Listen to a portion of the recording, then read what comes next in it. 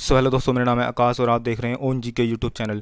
दोस्तों, जैसे कि आप जानते हो, इस समय एसएससी एमटीएस के एग्जाम चल रहे हैं। ठीक है दोस्तों, आज हम करेंगे दोस्तों 19 मई फर्स्ट शिफ्ट 2023 के सही प्रश्नों के बारे में करेंगे जो एग्जाम में पूछे गए हैं। ठीक है, तो शुरुआत करते हैं दोस्तों पहले क्वेश्चन से। पहला क्वेश्चन पूछा गया था दोस्तों, 2022 का मेजर ध्यानचंद अवार्ड किसको दिया गया है? तो 2022 का मेजर ध्यानचंद अवार्ड शरद कमल जी को दिया गया है। ठीक है, ये आपको ध्यान रखना है। ठीक है दोस्तों, इसके अलावा दोस्तों शरद कमल का संबंध किस खेल से है दोस्तों? तो ये टेबल टेनिस के खिलाड़ी हैं। ठीक है, ये भी आपको ध्यान रखना है। ठीक है दोस्तों, इसके अलावा दोस्तों शरद कमल जी का जन्म कब हुआ था? तो इनका जन्म 12 जुलाई 1982 को चेन्नई तमिलनाडु में इनका जन्म हुआ था। ठीक है, ये आपको ध्यान रखना। ठीक है दोस्तों, इसके अलावा दोस्तों बात करते हैं मेजर ध्यानचंद अवार्ड, इसकी शुरुआत कब हुई थी दोस्तों?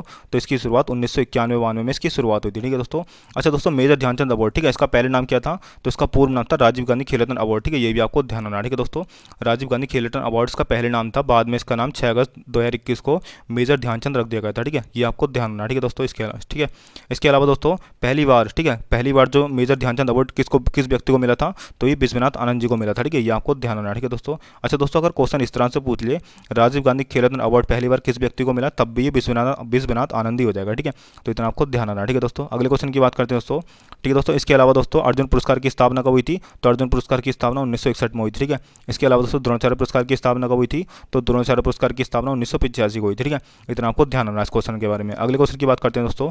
अगला क्वेश्चन है, सूर्य के प्रकाश में कौन सा विटामिन होता है? ठीक है, तो सूर्य के प्रकाश से हमें विटामिन डी प्राप्त होता है। ठीक है, ये आपको ध्यान रखना। ठीक है दोस्तों, अच्छा दोस्तों, विटामिन डी की कमी से कौन सा रोग होता है? ठीक है, कई बार दोस्तों एग्जाम में पूछता है, तो विटामिन डी की कमी से होता है रिकेटस रोग। ठीक है, ये आपको ध्यान रखना। ठीक है दोस्तों, इसके अलावा दोस्तों विटामिन डी का रासायनिक नाम क्या पूछता है? ठीक है, तो विटामिन डी का रासायनिक नाम है कैल्सीफेरोल। ठीक है, ये आपको ध्यान रखना। ठीक है दोस्तों, मोस्ट इंपोर्टेंट क्वेश्चन है दोस्तों ये।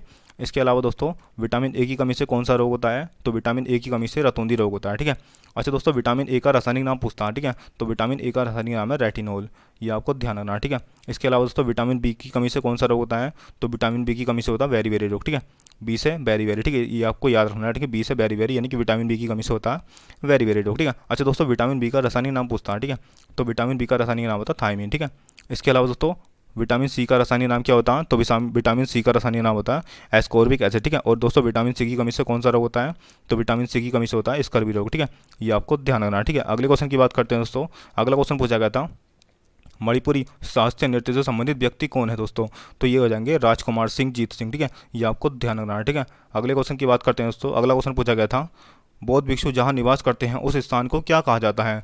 तो बौद्ध भिक्षु जहाँ निवास करते हैं दोस्तों, उस स्थान को बिहार कहा जाता है। ठीक है, ये आपको ध्यान रखना। ठीक है, बिहार दोस्तों राज्य का नाम नहीं है ये, यानी कि जहाँ बौद्ध भिक्षु निवास करते थे उस स्थान को बिहार कहा जाता था। ठीक है, यानी कि बौद्ध भिक्षुओं के निवास के लिए निर्मित कक्षों को बिहार कहा जाने लगा।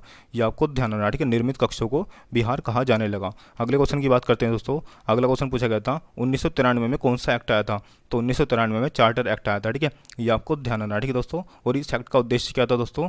तो इस एक्ट का उद्देश्य था 20 वर्षों तक, यानी कि अगले 20 वर्षों तक। ठीक है, यानी कि 1793 से अगले 20 वर्षों तक भारत के साथ व्यापार करना इस चार्टर एक्ट का उद्देश्य था। ठीक है, अगले क्वेश्चन की बात करते हैं दोस्तों। अगला क्वेश्चन पूछा गया था, भारत का सबसे बड़ा प्राकृतिक बंदरगाह कौन सा है? तो भारत का सबसे बड़ा प्राकृतिक बंदरगाह है मुंबई। ठीक है, ये आपको ध्यान रखना। ठीक है दोस्तों, इसके अलावा दोस्तों बंदरगाह बहुत सारे पूछे जाते हैं। ठीक है, कौन कौन से बंदरगाह पूछे जाते हैं मैंने सारे इंपोर्टेंट इसमें बता रखे हैं। ठीक है, कौन कौन से हैं दोस्तों? एक है पारादीप। पारादीप बंदरगाह कहाँ पर है दोस्तों? तो ये ओडिशा राज्य में। ठीक है दोस्तों, इंपोर्टेंट है दोस्तों ये। इसके अलावा दोस्तों कोचीन बंदरगाह कहाँ पर है? तो कोचीन बंदरगाह केरल में है। ठीक है, इसके अलावा दोस्तों नाहवा शेवा बंदरगाह, जिसको जवाहरलाल नेहरू बंदरगाह के नाम से भी जाना जाता है। ठीक है, ये कहाँ पर है दोस्तों? तो ये महाराष्ट्र में है। ठीक है दोस्तों, ये मोस्ट इंपोर्टेंट क्वेश्चन है दोस्तों, ये पूछेगा जरूर। ठीक है, नाहवा शेवा बंदरगाह जो कि जवाहरलाल नेहरू को कहा जाता है, कहाँ पर स्थित है? तो ये महाराष्ट्र राज्य में स्थित है। ठीक है, इसके अलावा दोस्तों तूतीकोरिन बंदरगाह कहाँ पर है? तो ये तमिलनाडु में स्थित है। ठीक है दोस्तों, इसके अलावा दोस्तों कांडला बंदरगाह गुजरात में स्थित है। ठीक है, ये भी आपको ध्यान रखना। ठीक है दोस्तों, इंपोर्टेंट क्वेश्चन है ये।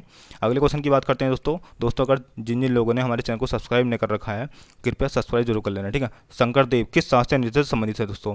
तो ये सतारिया नृत्य शैली से संबंधित है। ठीक है दोस्तों, ये आपको ध्यान रखना। ठीक है, और दोस्तों सत्रिया नृत्य शैली किस राज्य की है दोस्तों? तो ये असम राज्य की है। ठीक है दोस्तों, असम राज्य का शास्त्रीय नृत्य है सत्रिया। ठीक है, ये आपको ध्यान रखना। ठीक है दोस्तों, इसके अलावा दोस्तों मोहिनीअट्टम कहाँ का? तो मोहिनीअट्टम केरल का शास्त्रीय नृत्य है। ठीक है, इसके अलावा दोस्तों जो भरतनाट्यम है वो कहाँ का है? तो वो तमिलनाडु का है। ठीक है, ये भी आपको ध्यान रखना। ठीक है दोस्तों, इसके अलावा दोस्तों कुचिपुड़ी कहाँ का? तो कुचिपुड़ी आंध्र प्रदेश का है। ठीक है, कथकली दोस्तों केरल का है और कथक जो है उत्तर प्रदेश का है। ठीक है, ये भी आपको ध्यान रखना। ठीक है, इसके अलावा दोस्तों अगले क्वेश्चन की बात करते हैं। अगला क्वेश्चन पूछा गया था, ग्राम पंचायत का संगठन किस अनुच्छेद में है? तो दोस्तों मैंने आपको कई बार बता दिया, और दोस्तों जिन जिन लोगों ने इस वीडियो को देख रहे होंगे ना, उन्होंने ये क्वेश्चन जरूर ठीक किया होगा। ठीक है, मैंने पिछली वीडियो में भी क्वेश्चन बता रखे हैं, ठीक है दोस्तों। इसके अलावा दोस्तों बात करते हैं अनुच्छेद 44 में क्या, तो अनुच्छेद 44 में समान नागरिक संहिता है, ठीक है दोस्तों। इसके अलावा दोस्तों अनुच्छेद 45 में क्या, अनुच्छेद 45 में बच्चों के लिए निःशुल्क और अन्य वरिष्ठ शिक्षा के प्रावधानों से संबंधित है, ठीक है, अनुच्छेद 45, ठीक है दोस्तों, मोस्ट इंपोर्टेंट दोस्तों ये। इसके अलावा दोस्तों अनुच्छेद 47 में क्या है, तो अनुच्छेद 47 में स्वास्थ्य और पोषण का अधिकार, ठीक है, ये आपको ध्यान रखना है, ठीक है दोस्तों। इसके अलावा दोस्तों अनुच्छेद 48 में क्या है दोस्तों, तो अनुच्छेद 48 में है कृषि एवं पशुपालन, ठीक है, ये भी आपको ध्यान रखना है, ठीक है दोस्तों।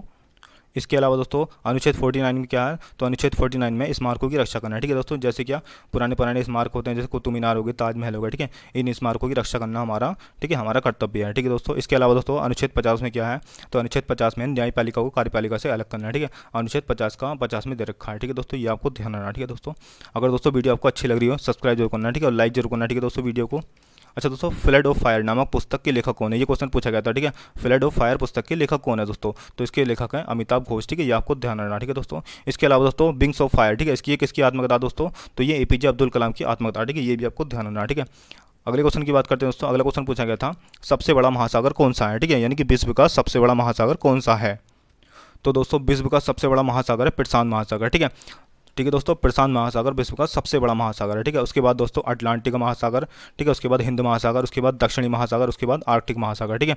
तो ये आपको महासागरों के क्रम भी याद रखने हैं, ठीक है दोस्तों, ये इंपॉर्टेंट है, ठीक है दोस्तों। अगले क्वेश्चन की बात करते हैं दोस्तों। अगला क्वेश्चन पूछा गया था भारत की समुद्री सीमा से लगे देश कौन से हैं दोस्तों, तो ये ऑप्शन के अकॉर्डिंग करना था, ठीक है, जो ऑप्शन दे रखा होगा इन चारों में से उस ऑप्शन को टिक करना था, तो मैं आपको सारे बता देता हूँ, ठीक है। तो भारत की समुद्री सीमा से लगे देश कौन कौन से दोस्तों, तो यह है थाईलैंड, इंडोनेशिया, श्रीलंका और मालदीव, ठीक है दोस्तों, ये 4 देश हैं जो कि भारत की समुद्री सीमा से लगते हैं, ठीक है, ठीक है दोस्तों। एक क्वेश्चन पूछता है दोस्तों भारत को श्रीलंका से कौन अलग करता है, तो भारत को श्रीलंका से पाक जलडमरूमंडल अलग करता है, ठीक है, ये भी आपको ध्यान रखना है, ठीक है दोस्तों। इसके अलावा दोस्तों भारत की जलीय और समुद्री सीमा से 7 पड़ोसी देश लगते हैं, ठीक है, वो कौन कौन से दोस्तों, यानी कि जो भारत के जल से भी संपर्क करते हैं और स्थल से भी संपर्क करते हैं, ठीक है, ऐसे देश कौन कौन से दोस्तों, तो एक है पाकिस्तान, एक है बांग्लादेश, एक है म्यांमार, थाईलैंड, इंडोनेशिया, श्रीलंका और मालदीव, ठीक है दोस्तों, ये ऐसे देश हैं जो समुद्र से भी लगे हैं और भारत के स्थलीय सीमा से भी लगे हैं, ठीक है, ये आपको ध्यान रखना है, ठीक है। अगले क्वेश्चन की बात करते हैं दोस्तों। अच्छा दोस्तों, यहाँ से एक क्वेश्चन पूछता है बांग्लादेश से तीनों ओर से घिरा राज्य कौन सा है, तो वो है त्रिपुरा, ठीक है, ये भी आपको ध्यान रखना, ठीक है दोस्तों। इसके अलावा दोस्तों भारत को पाकिस्तान से कौन अलग करता है, तो रेड क्लिफ लाइन, ठीक है, भारत को पाकिस्तान से अलग करती है, ठीक है दोस्तों। इसके अलावा दोस्तों भारत को चाइना से कौन अलग करता है, तो मैकमोहन लाइन भारत को चाइना से अलग करती है, ठीक है, तो इतना आपको ध्यान रखना, ठीक है दोस्तों। और भारत को श्रीलंका से तो पाक जलडमरूमंडल अलग करता है, ठीक है। अगले क्वेश्चन की बात करते हैं दोस्तों। अगला क्वेश्चन मिल्खा सिंह से पूछा गया था, ठीक है, तो मिल्खा सिंह की आत्मकथा के बारे में जानते हैं दोस्तों, the race of my life इनकी आत्मकथा है, ठीक है दोस्तों। अच्छा दोस्तों, मिल्खा सिंह ने आखिरी दौड़ कब लगाई थी, तो इन्होंने टोक्यो ओलंपिक में लगाई थी। आखिरी दौड़ कब लगाई थी दोस्तों, तो 1964 में लगाई थी, ये आपको ध्यान रखना, ठीक है दोस्तों, इंपॉर्टेंट क्वेश्चन है दोस्तों ये। अगले क्वेश्चन की बात करते हैं दोस्तों। अगला क्वेश्चन पूछा गया था क्षेत्रफल में भारत का कौन सा स्थान है, तो क्षेत्रफल में भारत का 7वां स्थान है, ठीक है दोस्तों। और सबसे बड़ा स्थान किसका दोस्तों, तो सबसे बड़ा स्थान है रूस का, यानी कि रूस पहले नंबर पर क्षेत्रफल में, उसके बाद कनाडा, उसके बाद चाइना, उसके बाद संयुक्त राज्य अमेरिका, फिर ब्राज़ील, फिर ऑस्ट्रेलिया, ठीक है, उसके बाद अपना भारत, ठीक है दोस्तों। अच्छा दोस्तों, जनसंख्या में सबसे बड़ा देश कौन सा है दोस्तों, जनसंख्या के हिसाब से, तो जनसंख्या आबादी के हिसाब से सबसे बड़ा देश भारत बन गया है, ठीक है, पहले चाइना था लेकिन अब भारत बन गया है, ठीक है, ये आपको ध्यान रखना, ठीक है। अगले क्वेश्चन की बात करते हैं दोस्तों। अगला क्वेश्चन दोस्तों प्राचीन स्थल से पूछा गया था, ठीक है, यानी कि प्राचीन स्थल से पूछा गया था कि भारत में कौन से प्राचीन स्थल है, ठीक है दोस्तों।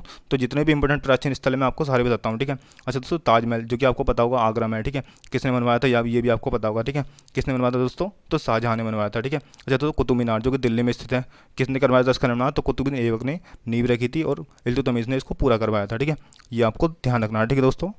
इसके अलावा दोस्तों लाल किला, ठीक है, दिल्ली का लाल किला का निर्माण किसने करवाया था दोस्तों, तो शाहजहां ने करवाया था, ठीक है, ये भी आपको ध्यान रखना है, ठीक है दोस्तों। और दोस्तों आगरा के लाल किले का निर्माण अकबर ने करवाया था, ठीक है, ये भी आपको ध्यान रखना है, ठीक है। इसके अलावा दोस्तों हुमायूं का मकबरा, ठीक है, जो कि हाजी बेगम ने बनवाया था, ये भी आपको ध्यान रखना है, ठीक है। इसके अलावा दोस्तों फतेहपुर सीकरी जो कि मुगल बादशाह अकबर ने बनवाई थी, ठीक है, ये भी आपको ध्यान रखना है, ठीक है। इसके अलावा दोस्तों हवा महल का निर्माण किसने करवाया था, हवा महल का निर्माण जयपुर में महाराजा सवाई प्रताप सिंह ने करवाया था, ठीक है, ये भी आपको ध्यान रखना है, ठीक है। इसके अलावा दोस्तों खजुराहो मंदिर जो कि मध्य प्रदेश में स्थित है, किसने बनवाए थे, तो चंदेल शासकों द्वारा बनवाए गए थे, ठीक है, ये भी ध्यान रखना, ठीक है, आपको इंपॉर्टेंट क्वेश्चन है दोस्तों ये। उसके अलावा दोस्तों सांची का स्तूप किसने बनवाया था, तो सांची का स्तूप महान, ठीक है, महान अशोक मतलब महान सम्राट अशोक ने बनवाए थे, ठीक है, ये आपको ध्यान रखना, ठीक है दोस्तों। इसके अलावा दोस्तों अगले क्वेश्चन की बात करते हैं। अगला क्वेश्चन पूछा गया था 2000 साल पहले कुषाणों की राजधानी क्या थी दोस्तों, तो 2000 साल पहले कुषाणों की राजधानी, पहली राजधानी की बात की जाए तो दोस्तों पुरुषपुर यानी कि पेशावर थी पहली राजधानी, ठीक है। अच्छा दोस्तों दूसरी राजधानी की बात की जाए तो दूसरी राजधानी इनकी मथुरा थी, ठीक है दोस्तों, ये आपको ध्यान रखना, ठीक है दोस्तों। इसके इसके अलावा दोस्तों कुषाण वंश में ही गांधार कला का विकास हुआ था, ठीक है दोस्तों। गांधार कला विद्यालय का विकास इसके अंतर्गत ही हुआ था, ठीक है। ये भी इंपॉर्टेंट क्वेश्चन है दोस्तों, ये पूछता है, ठीक है, कि गांधार कला का विकास किस काल में हुआ, तो कुषाण वंश में हुआ, ठीक है, कुषाण काल में हुआ था, ये आपको ध्यान रखना है, ठीक है। अगले क्वेश्चन की बात करते हैं दोस्तों। अगला क्वेश्चन पूछा गया था तृतीय उपभोक्ताओं में कौन आते हैं दोस्तों, तो तृतीय उपभोक्ताओं में महासारी आते हैं, ठीक है, महासारी शिकारी होते हैं, ये आपको ध्यान रखना है, ठीक है। जैसे कि शेर हो गया, ठीक है, शेर एक महासारी है, वो आ जाते हैं तृतीय उपभोक्ताओं में, यानी कि जितने भी महासारी है ना वो सब आ जाते हैं, शेर हो गए, चीते हो गए, ठीक है, ये सब तृतीय उपभोक्ताओं में आते हैं, ठीक है। अगले क्वेश्चन की बात करते हैं दोस्तों। अगला क्वेश्चन इलेक्ट्रॉन और प्रोटॉन से पूछा गया था, ठीक है दोस्तों। अच्छा दोस्तों, इलेक्ट्रॉन की खोज कब हुई थी, तो इलेक्ट्रॉन की खोज 1897 में जे थॉमसन जी ने करी थी, ये आपको ध्यान रखना, ठीक है दोस्तों। इंपॉर्टेंट क्वेश्चन है दोस्तों, ये आने वाली शिफ्ट में पूछ सकते हैं ये क्वेश्चन। अच्छा दोस्तों, प्रोटॉन की खोज किसने करी थी, तो प्रोटॉन की खोज ई गोल्डस्टीन ने करी थी और इसका नामकरण रदरफोर्ड ने करा था, ठीक है, ये भी आपको ध्यान रखना, ठीक है। इसके अलावा दोस्तों न्यूट्रॉन की खोज किसने करी थी, तो न्यूट्रॉन की खोज जेम्स चैडविक ने करी थी, कब करी दोस्तों, तो 1931 में करी थी, ये भी आपको ध्यान रखना, ठीक है। अगले क्वेश्चन की बात करते हैं दोस्तों। अगला क्वेश्चन पूछा गया था मकर संक्रांति त्यौहार में किस भगवान की पूजा होती है, तो मकर संक्रांति त्यौहार में सूर्यदेव भगवान की पूजा होती है, ठीक है, ये आपको ध्यान रखना, ठीक है दोस्तों। संक्रांति का पर्व सूर्यदेव को समर्पित होता है, ये आपको ध्यान रखना, ठीक है। अगले क्वेश्चन की बात करते हैं दोस्तों। अगला क्वेश्चन पूछा गया था साइमन कमीशन भारत कब आया था, तो साइमन कमीशन की घोषणा तो 1927 में हो गई थी, लेकिन ये भारत 1928 को आया था, ठीक है। वो डेट थी 3 फरवरी 1928 को साइमन कमीशन जो था भारत पहुंचा था, ठीक है दोस्तों। और इसका उद्देश्य क्या था दोस्तों, तो इसका उद्देश्य था साइमन कमीशन का गठन 1927 में भारत के राजनीतिक सुधारों को पूरी तरह से अवलंकन करने के लिए किया गया था, ठीक है, यानी कि राजनीतिक सुधारों को, यानी कि राजनीति में सुधार करने के लिए साइमन कमीशन का गठन किया गया था, ठीक है। इतना समझ लो, ठीक है, तो आप छोटी छोटी भाषा में। अगले क्वेश्चन की बात करते हैं दोस्तों। अगला क्वेश्चन पूछा गया था 2022 की मुख्य नदी कौन है दोस्तों, तो 2022 की मुख्य नदी हैं चंद्रचूड़, ठीक है, ये आपको ध्यान रखना, ठीक है दोस्तों, ठीक है दोस्तों, जिन्होंने हाल ही में 9 नवंबर 2022 से भारत के मुख्य न्यायाधीश के रूप में पद ग्रहण किया है, ठीक है, ये आपको ध्यान रखना, ठीक है दोस्तों। अच्छा दोस्तों, भारत के मुख्य न्यायाधीश होती हैं, उनको शपथ कौन दिलाता है, तो उनको शपथ दिलाते हैं राष्ट्रपति, ठीक है, ये आपको ध्यान रखना, ठीक है। अगले क्वेश्चन की बात करते हैं दोस्तों। अगला क्वेश्चन पूछा गया था भारत में जनगणना की शुरुआत कब हुई थी, तो भारत में जनगणना की शुरुआत 1872 में हुई थी, ठीक है, ये आपको ध्यान रखना, ठीक है, और लॉर्ड मेयो के शासनकाल में हुई थी, ठीक है दोस्तों। अच्छा दोस्तों, नियमित जनगणना की शुरुआत कब हुई थी, तो 1881 में हुई थी, ठीक है, ये भी आपको ध्यान रखना, ठीक है।